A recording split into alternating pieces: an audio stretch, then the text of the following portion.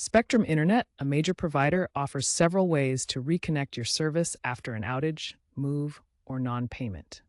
Spectrum Internet is a major provider offering high-speed broadband to millions of customers.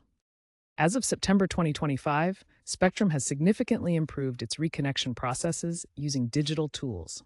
Recent improvements include AI-driven chatbots for instant diagnostics and automated reconnection scheduling, reducing wait times drastically.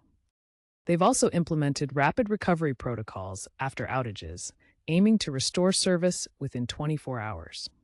For moves, eSIM compatibility allows seamless transfers without hardware replacement. Additionally, FlexPay options help users reconnect after non-payment by paying a partial balance. Let's look at the reconnection steps for each scenario.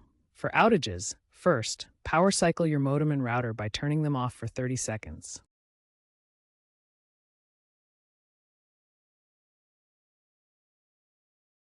If the issue persists, contact Spectrum support via the app, chat, or phone. If unresolved, schedule a technician visit. After a move, update your address on the Spectrum account portal and check service availability at your new location.